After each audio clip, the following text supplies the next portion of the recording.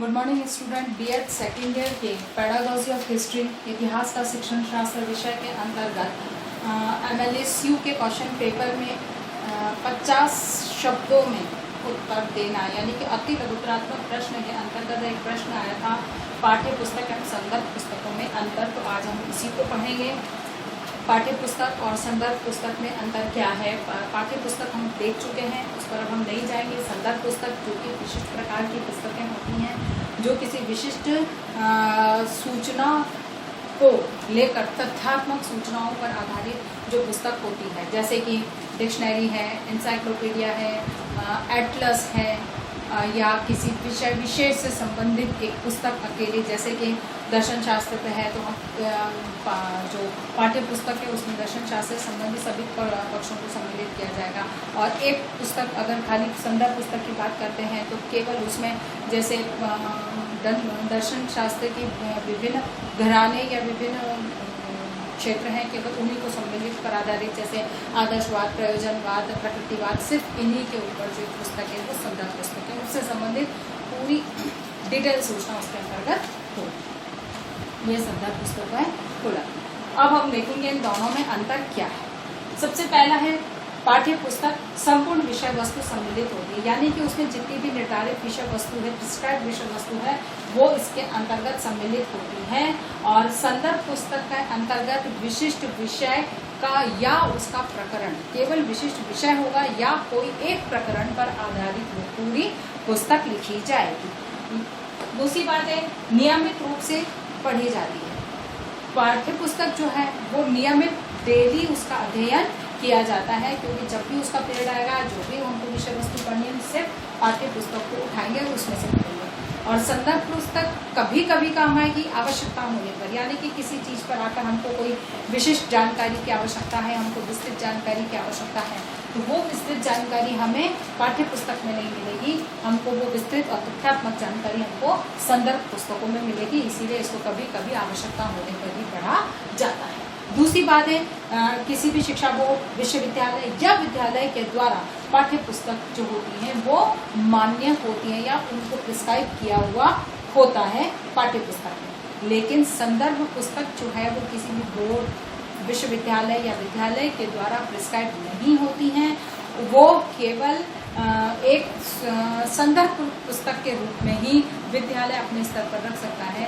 उसे किसी के प्रिस्क्रिप्शन या किसी के द्वारा मान्य पुस्तकों की श्रेणी में नहीं रखा जाता है। ये केवल मतलब किसी विश्वविद्यालय या बोर्ड के द्वारा कि भाई अमुक प्रकार यही पुस्तक आपको पढ़नी है, ऐसा करके इन संदर्भ पुस्तकों को नहीं दिया जाता है, जबकि पाठ्य पुस्तकें मान्य होती हैं।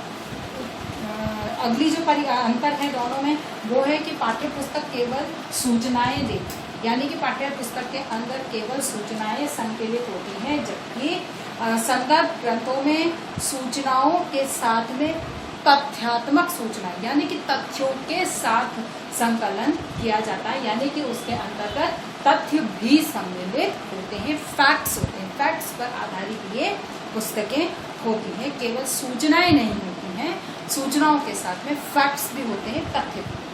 अगला जो है नेक्स्ट जो अंतर है इनमें पाठों को क्रमानुसार लिखा जाता है, यानी कि एक के बाद एक नियम क्रम के अनुसार पाठ्य संकलित किए जाते हैं, लिखे जाते हैं, जबकि संदर्भ पुस्तकों को निश्चित व्यवस्था के आधार पर लिखा जाता है। जैसे वर्ण अक्षरों के आधार पर कि अ आएगा, ब आएगा, ए बी सी डी, जैसे डिक्शनरी, ये सब डिक्शनरी एक जिस तरह से होती है वो एक क्रम के अनुसार उनका एक निश्चित क्रिमिनोलॉजी या वर्णाक्षर के आधार पर एक निश्चित व्यवस्था के रूप में उनको व्यवस्थित किया जाता है। जैसे डायरेक्टरी होती है, तो डायरेक्टरी भी आपकी अल्फाबेटिकल होती है, सबसे पहले ए नाम के सारे नाम आएंगे, फिर बी, फिर सी, फिर डी। ऐसे ही आपकी डिक्शनरी है, उसमें भी A B C D. Atlas है तो एटलस में भी पहले आएगा क्षेत्रफल के संबंधित समस्त नक्शे, नदियों के नक्शे, खनिज संपदाओं के नक्शे करके एक एक करके उनको एक निश्चित नियम उसमें होता है, उनके आधार पर इनको लिखा जाता है।